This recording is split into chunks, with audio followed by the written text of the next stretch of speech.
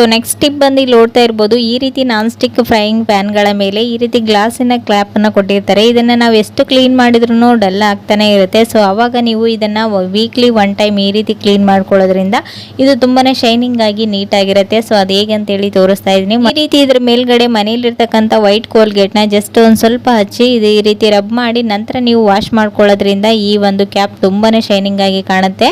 So ಇದೊಂದೇ ಅಲ್ಲದೆ glass ಐಟಮ್ಸ್ಗಳು, ಕನ್ನಡಿ ಆಗಿರ್ಬೋದು, ಸೆಲ್ ಫೋನ್ಸ್ಗಳು ನೀವು ಈ ರೀತಿನೇ ಜಸ್ಟ್ ಕೋಲ್ಗೇಟ್ ಅನ್ನ ಹಚ್ಚಿ ನೀಟಾಗಿ ರಬ್ ಮಾಡಿ ಒಂದು ಡ್ರೈ ಕ್ಲಾತ್ ಇಂದ ಒರೆಸೋದ್ರಿಂದ ಅದು ಗ್ಲಾಸ್ ಏನೆಲ್ಲ ಇರುತ್ತಲ್ವಾ, ಕನ್ನಡಿ ಎಲ್ಲಾನು ನೀಟಾಗಿ ಶೈನಿಂಗ್ ಆಗಿರುತ್ತೆ. ಸೊ ಈ ಒಂದು ಟಿಪ್ಸ್ ನ ಟ್ರೈ ಮಾಡಿ ನೋಡಿ. ಈ ರೀತಿ ಕ್ಯಾಪ್ ಅನ್ನ ನೀವು ಸ್ಟ್ರೇಟ್ ಆಗಿ ಇಡೋ ಬದಲು ಈ ರೀತಿ ನೀವು ಉಲ್ಟಾ ಮಾಡಿ ಇಡೋದ್ರಿಂದ ಇದು ನೀವು ಎಷ್ಟು ಅಲ್ಗಾಡಿಸಿದ್ರು ಬಿದ್ದು ಒಡೆಯೋದಿಲ್ಲ. ನಾವು ಎಷ್ಟು ಕೇರ್ಫುಲ್ ಆಗಿದ್ರೂ ಕಿಚನ್ ಅಲ್ಲಿ ಒಂದೊಂದ್ಸರಿ ಗ್ಲಾಸ್ ಐಟಮ್ಸ್ಗಳು ಒಡೆದೋಗ್ತಾ ಇರುತ್ತೆ. ಸೊ ಆವಾಗ ನೀವು ಈ ಟಿಪ್ಸ್ ಅನ್ನ ಟ್ರೈ ಮಾಡ್ಬೋದು. ಸೊ ಈ ರೀತಿ ಇಡೋದಕ್ಕಿಂತ ಇದನ್ನ ಉಲ್ಟಾ ಇಟ್ಟು ನೀವು ಇದರ ಮೇಲ್ಗಡೆ